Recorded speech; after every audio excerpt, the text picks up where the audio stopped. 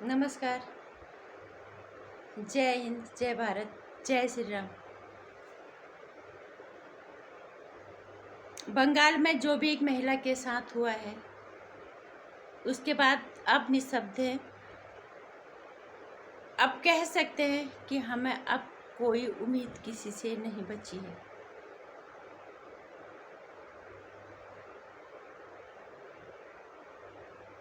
कौन सुनिश्चित करेगा महिलाओं की सुरक्षा को? सरकार, समाज या महिलाएं खुद? कौन सुनिश्चित करेगा? आज हम देश अपने आज़ादी की 77वीं सालगिरह मना रहे हैं। इस दिन के लिए हमें आज़ादी मिली थी।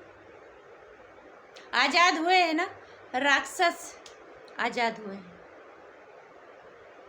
हैमान आज़ाद हुए हैं, उनकी हिम्मत बढ़ रही है। निर्भया कांड के बाद लग रहा था कि सरकारें सजग हो जाएंगी, कानून तकड़ा बनेगा। निर्भया कांड के बाद हमें लग रहा था कि शायद निर्भया तो चलेगी दुनिया से, शायद दूसरों के लिए सुरक्षा का एक ऐसा मापदंड तैयार करके जाएगी कि लोग उसको याद करेंगे। यार, उसके साथ ये हुआ था। उसके बाद सरकारें सजग हो गई, कानून सख्त बन गए, लेकिन कुछ भी फर्क नहीं पड़ा। हर तीसरे दिन की कहानी बन रही, एक और निर्भया के साथ कांड हो रहा है।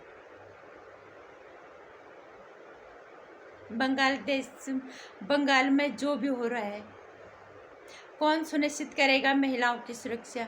मणिपुर में जहां भारतीय जनता पार्टी की सत्ताधारी सरकार की डबल इंजन सरकार है, वहां क्या हुआ?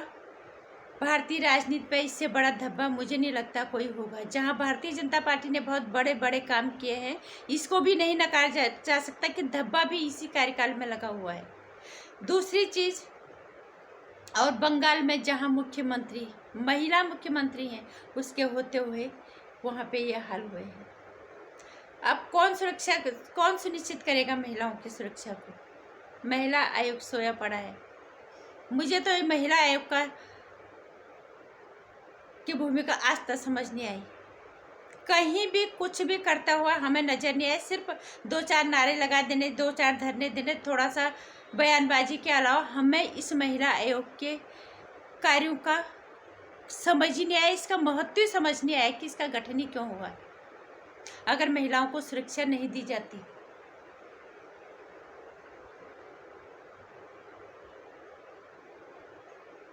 मैं हमेशा कहती हूँ कि महिलाओं को अपनी सुरक्षा खुद सुनिश्चित करनी होगी। महिलाओं को भगवान ने कम से कम सबको शिक्षा दी है ना, महिलाओं को एक और सेंस दिया है कि कौन क्या सोच रहा है, सामने वाले बंदे की नीयत कैसी है। लेकिन जब हैमानों की तरह टूट पड़ेंगे तो वहाँ महिला क्या करेगी? अब तो भगवान भरोसे ही है, या महिला खुद ही आगे आके अपने लिए आवाज़ उठाए, अपने लिए वो तलवार रखे, अपने लिए वो हथियार रखे। हमारे उत्तराखंड में ये होता था कि पहले से महिलाएं जहाँ भी जाती थी ना, एक दराती उनके साथ जाती थी। उसका मतलब होता था अगर दुश्मन कोई भी आ गया उस पर वो वार करे। और दूसरा, वो लोहे की दराती होती थी। कहा जाता कि जो भूत पिशाच ये सब होते हैं उनका काट करता है लोहा। 2 चीज़ों के दराती रख के चलती थी महिलाएं उत्तराखंड में। लेकिन आज तो वक्त बदल गया, आज तो उत्तराखंड में महिलाएं सब नहीं कर रही। शायद आज समझ में आ रहा है कि दराती रख के क्यों चलती थी महिलाएं। इसलिए अब महिलाओं को अपने साथ हथियार या तलवार लेके खुद से चलना पड़ेगा। नमस्कार।